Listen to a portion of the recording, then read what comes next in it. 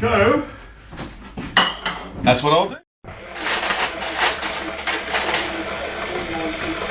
Well, Mikey's got his toast, I'm just now sorting myself out. Bear with me, folks. Radio Leicester, I think we're doing a fab job of ploughing through loads of questions like the ones you've just asked, Rachel. I'm going to give you a flavour of one of them in the local paper. This will just bring home to you a campsite in Cornwall posted that they don't want people from Leicester. Well, of course, going on holiday is against the guidance. So you know, whether they want them or not, people shouldn't be travelling down to Cornwall, so to speak. And really, this is about giving people the compelling alternative to travelling by car. For far too long. I want to talk to you today just very much about the current news out there that I feel is important, and ignore the news that isn't important. So, in my opinion. Yes, we've got the COVID stuff, which is very important, of course, and we've got to take serious care to ensure we do everything we can, to stop the disease spreading around and ensure we don't get it ourselves personally, and protecting ourselves and our families. That doesn't change. But I'm not going to talk about that today. I want to talk about the plight of white South Africans. Yes, white South Africans. You know, it's currently being thrust down our throats as far as Black Lives Matter, and we must all concern ourselves with Black Lives Matter. And if we're white, we must really feel guilty about it if we don't think that way, because you know, black people have had a raw deal over the centuries with the slave trade and everything else, and blah blah. But you know, we had all the stories, and we know all that, and hence why we want to. I don't want to go back onto pulling down statues of slave traders and trying to rewrite history, because obviously I've given it a lot more thought as we've progressed over the weeks, and I've listened to stories and I've listened to the radio constantly. I've read the newspapers, and we talk about how wrong things were in the past centuries. We don't focus on all the good things in the past centuries, just the bad things. You know, Cecil Rhodes, for example, all the bad things he did. You know, we don't forget about all the good things he did. Forget about that Victorian era of power, because it was colonising and doing all those bad things. But you know, we don't want about bringing medicine to the world, health to the world, structure into the world, industries into the world, developing, progressing in so many areas of the world. All that happened as well. And if we had the attitude, quite honestly, we have now, then we would be living in caves. We would still be living in caves, quite honestly. So I don't get it. I also think it's what suits some doesn't suit everybody. And if I think about things like Auschwitz, where millions of Jews, women and children, as well as men, were gassed by the Nazi Germans. We haven't, or we haven't demanded that Auschwitz gets ripped down for the way the Germans or the German Nazis treated human lives, Jews. We've left the monument standing as a reminder of what happened there. So history is a key factor that's got to be scored and remembered. Because we've left it there doesn't mean we think it's great. It was a good thing to happen.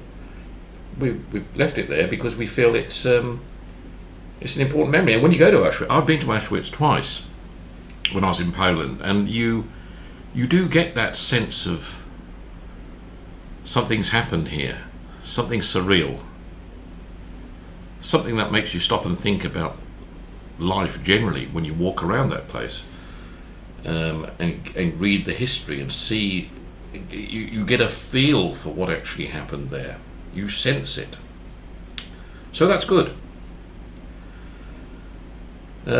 But all lives matter, and I always raise this point, and I know some of my friends always still come back to me and say, yes, Simon, yes, all lives do matter, but the whole point of Black Lives Matter is because Black Lives Matter as well. Well, yes, I'm not disputing that. I'm just saying it means it might mean something in a certain community, but it doesn't mean something in another community. It doesn't mean much to the people of Shanghai or the people of Manila. Hi, I thought I'd just go and have a quick shower and change because my battery went flat then, so excuse that quick break. The point I was making about Black Lives Matter and the meaning in various communities.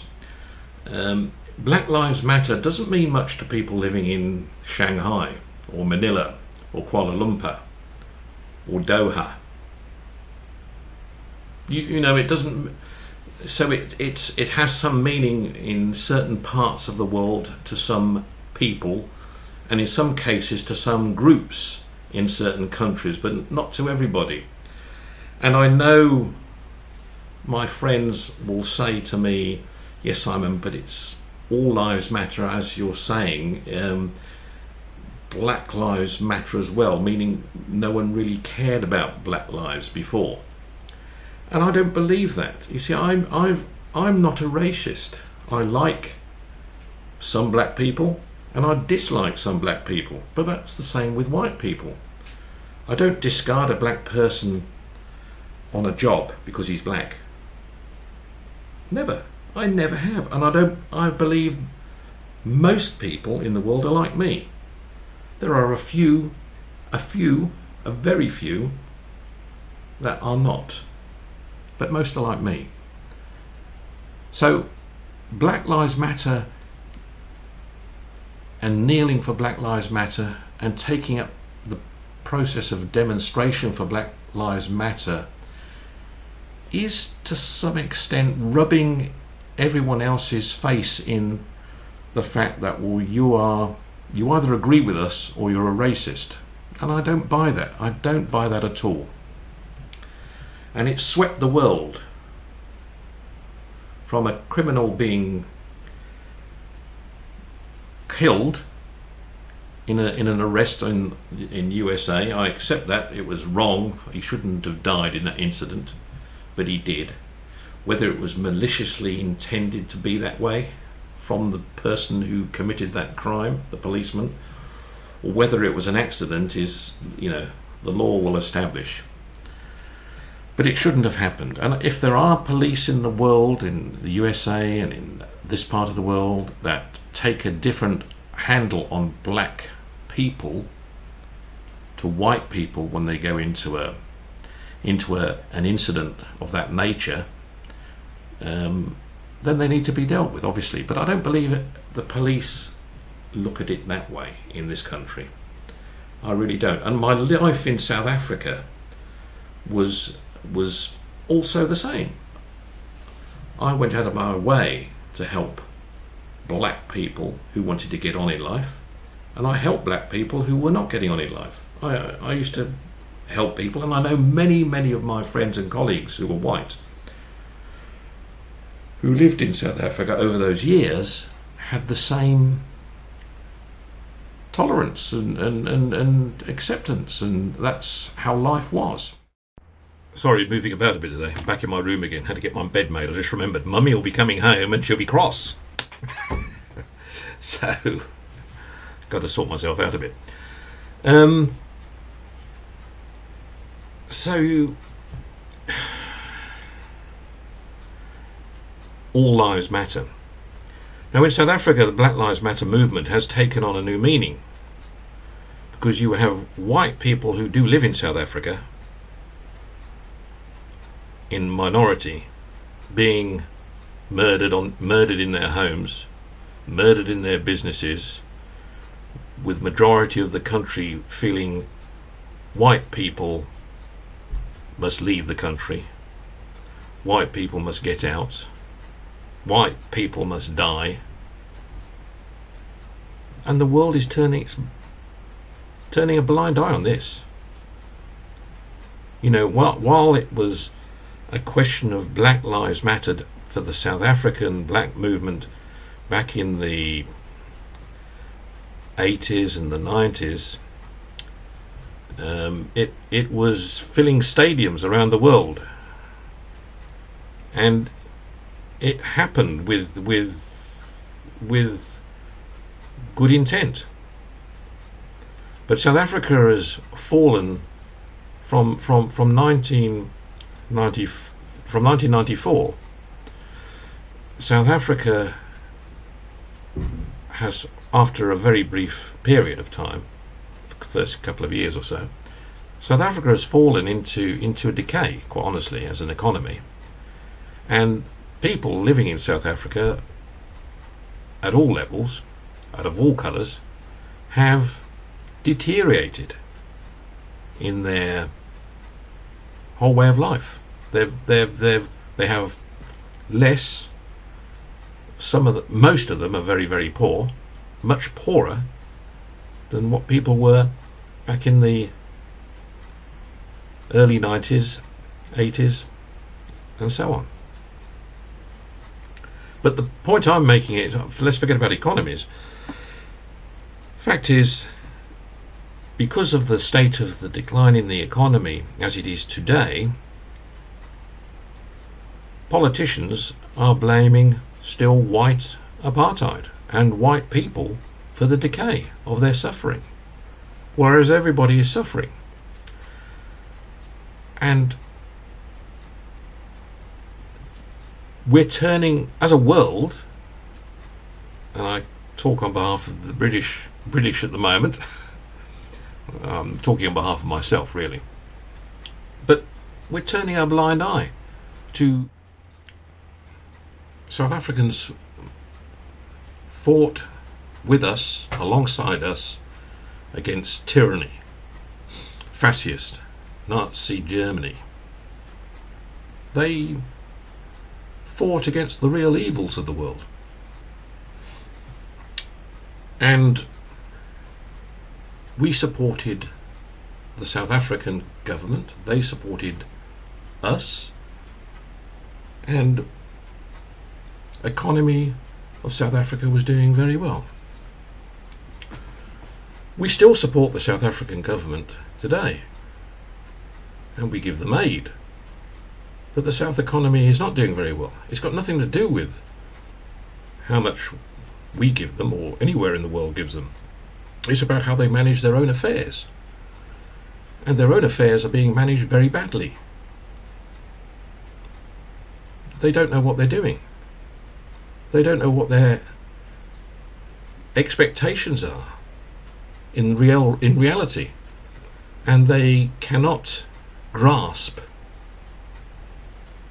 a process of leadership and expertise, of creating wealth and ensuring it is given into the country and supporting the right levels in the economy.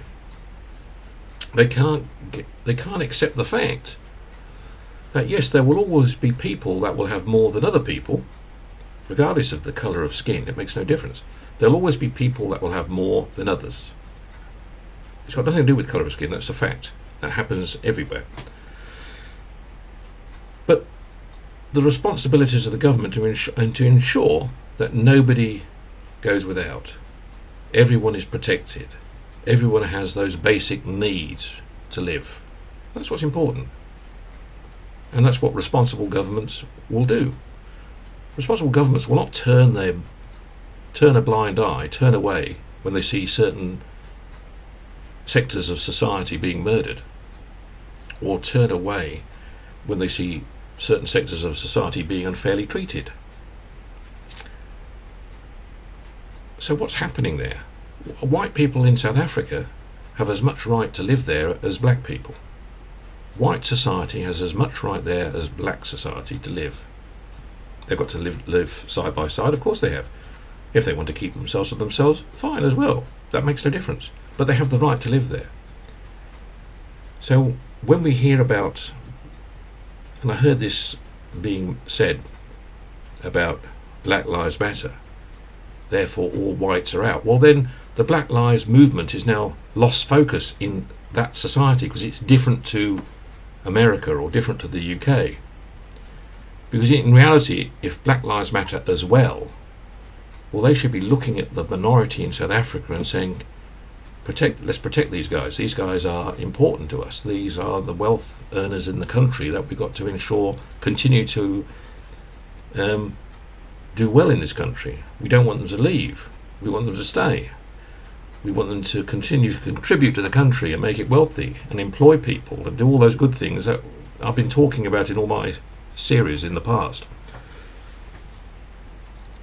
But they're not doing that. They are killing and forcing people to leave. Those that have left, those that have no choice have left, those are prepared to fight are going to stay and fight. That's going to happen. And we're going to turn a blind eye to that.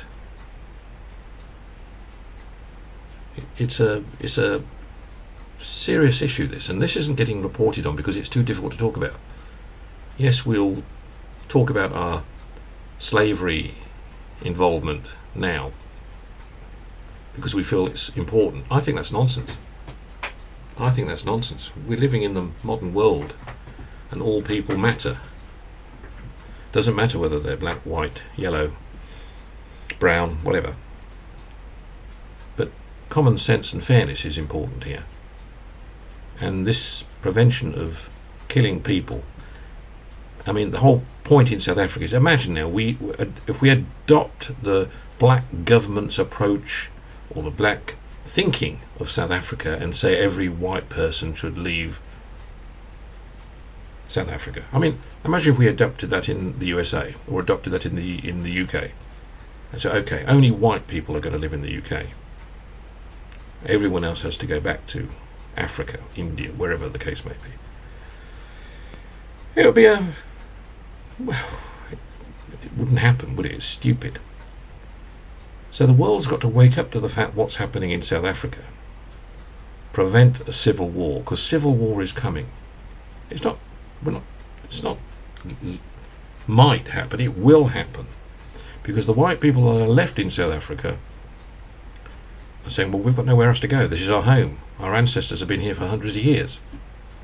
So if someone's going to come in and try and remove me and kill me or kill my family, I'm going to have to protect myself. And that's what they are going to do. That's happening. That's going to happen. It's as plain as day and night. It's going to happen. And the world's got to wake up and do something about it. Just like I woke up this morning. It's going to happen. We have got to assist this country going through this confused, difficult state of mind. The leadership in this country, South Africa, it's got to get this balance of understanding right with all people in South Africa. Yes, it's got to help those that are poor and hungry, and it's got to protect all, and it's got to provide security and future opportunities for white people as well, if it wants to survive. Or it's not going to survive on its current tract, it's not going to survive. It's going to become a poor, corrupt country with killings and civil war and all the things that we associate with African countries around Africa.